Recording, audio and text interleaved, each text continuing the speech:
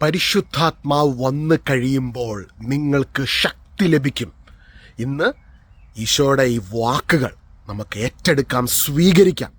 തളർന്നിരിക്കുന്ന, വിഷമിച്ചിരിക്കുന്ന ആരെങ്കിലും എന്നെ കേൾക്കുന്നുണ്ടെങ്കിൽ നിങ്ങളെ ശക്തിപ്പെടുത്തുന്ന ദൈവാത്മാവിൻ്റെ ശക്തി ഇന്നേ ദിവസം നിങ്ങളിൽ നിറയപ്പെടട്ടെ.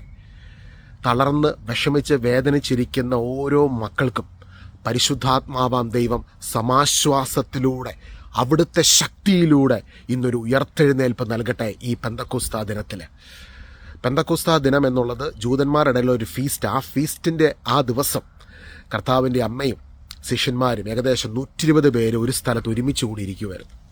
അവരോട് യേശു പറഞ്ഞു, ദൈവത്തിൻ്റെ പിതാവിൻ്റെ വാഗ്ദത്തമാകുന്ന ആത്മാവ്, പരിശുദ്ധാത്മാവിനെ ലഭിക്കുന്നത് വരെ നിങ്ങൾ കാത്തിരിക്കണം.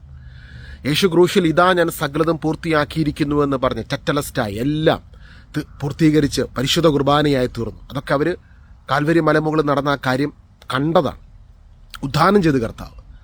അതിനുശേഷം അവർ ഒരുമിച്ചിരുന്ന് പ്രാർത്ഥിക്കുന്ന സമയത്ത് പരിശുദ്ധാത്മാവ് അവരെ ടേക്ക് ഓവർ ചെയ്യുകയാണ്.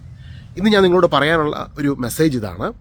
അന്ന് അവരെ ബാഹ്യലോകത്ത് അവർക്ക് ഭയപ്പെടുത്തുന്ന പല സാഹചര്യങ്ങളുണ്ടായിരുന്നു, വിഷമിപ്പിക്കുന്ന പല സാഹചര്യങ്ങളുണ്ടായിരുന്നു. ഒറ്റപ്പെടലുകളും മനുഷ്യരുടെ ഇടയിൽ നിന്നുള്ള മാറ്റി നിർത്തലുകളും അവഗണനകളും ഇതിലൂടെയൊക്കെ കടന്നു പോകുന്നതിൻ്റെ നടുവിൽ അവരുടെ മേൽ പരിശുദ്ധാത്മാവിൻ്റെ ശക്തി ലഭിച്ചപ്പോൾ ഈ ലോകം നൽകുന്ന പ്രതിസന്ധികളെയും പ്രശ്നങ്ങളെയും പ്രതികൂലങ്ങളെയും മറികടന്നുകൊണ്ട് ഉദ്ധാനത്തിൻ്റെ ശക്തിയിൽ ഉയർത്തെഴുന്നേറ്റ് ജീവിക്കുന്ന, ഇന്നും ജീവിക്കുന്ന യേശുവിൻ്റെ ആത്മാവിൻ്റെ ശക്തിയിൽ നിറഞ്ഞ് ഒരു പുതിയ സൃഷ്ടിയായി അവർ തെരുവോരങ്ങളിൽ ക്രിസ്തുവിനെ പങ്കുവച്ചു.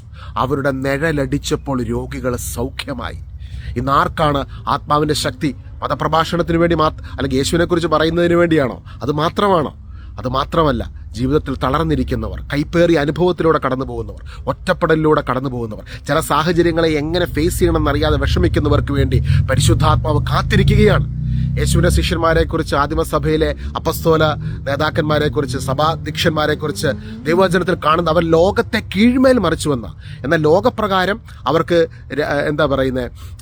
അവർ ലോകത്തിലെ രാജാക്കന്മാരോ ബുദ്ധിയിൽ വലിയ PhD-കാരോ ഒന്നും, ബഹുഭൂരിപക്ഷ ആൾക്കാരും കർത്താവിൻ്റെ ശിഷ്യന്മാരും ബുക്കുവന്മാരായിരുന്നു. പൗലോസിലേക്ക് നല്ല വിദ്യാഭ്യാസം ഉണ്ടായിരുന്നു, പക്ഷെ നല്ല ആൾക്കാരും സാധാരണക്കാരായ വ്യക്തികളായിരുന്നു. പക്ഷെ അവരുടെ മേൽ പരിശുദ്ധാത്മാവ് വന്നു കഴിഞ്ഞപ്പോൾ അവർക്ക് ശക്തി ലഭിച്ചു. ഈവൻ പൗലോസിലേക്ക് പോലും ഹെറോദോസിന് മറ്റ് രാജാക്കന്മാരുടെ മുൻപിൽ പ്രിസണറായിട്ട് നിൽക്കുമ്പോൾ സധൈര്യത്തോടെ യേശുവിന് സാക്ഷ്യം നൽകി അവരെല്ലാം ക്രിസ്തുവിലേക്ക് നേടുവാൻ. അഗ്രിപ്പ രാജാവിൻ്റെ വാക്കുകൾ എങ്ങനെയാണ്?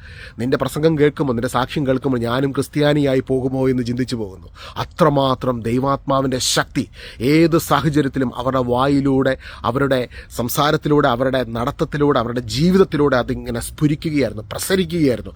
ഇന്ന് ഈ പെന്തക്കോസ്താ ദിനം പരിശുദ്ധാത്മാവിൻ്റെ ശക്തി നമ്മുടെ ജീവിതത്തെ സമൂലം ഒരു ട്രാൻസ്ഫോർമേഷൻ എന്നതിന് പറയുന്നത്, കംപ്ലീറ്റ് ട്രാൻസ്ഫോർമേഷൻ പരിശുദ്ധാത്മാവിൻ്റെ അഭിഷേകത്തിലൂടെ ഇന്നുണ്ടാകട്ടെ. അനുഗ്രഹിച്ച് പ്രാർത്ഥിക്കുന്ന ഓരോ മക്കളെയും പരിശുദ്ധാത്മാവിൻ്റെ പ്രത്യേക ഒരു അഭിഷേകം ഇന്ന ദിവസം ഈ സന്ദേശം കേട്ടുകൊണ്ടിരിക്കുന്ന ഓരോ വ്യക്തികളിലും മക്കളിലും നിറയപ്പെടട്ടെ. പരസ്പരം ഞങ്ങൾ പ്രാർത്ഥിക്കുന്നു, പരിശുദ്ധാത്മാവെ ഞങ്ങളെ ശക്തിപ്പെടുത്തണമേ. ഒരു പുതിയ പെന്തക്കോസ്താ അനുഭവം നൽകി കരങ്ങളിലെടുത്ത് അതിശക്തമായി യേശുവിൻ്റെ ക്രൂശിലെ പൂർത്തീകരണ പ്രവൃത്തി പ്രസംഗിക്കുവാൻ ഞങ്ങളെ ഉപയോഗിക്കണമേ എന്ന് പ്രാർത്ഥിക്കുന്നു, അനുഗ്രഹിക്കുന്നു. യേശുവിൻ നാമത്തിൽ തന്നെ, ആമേൻ.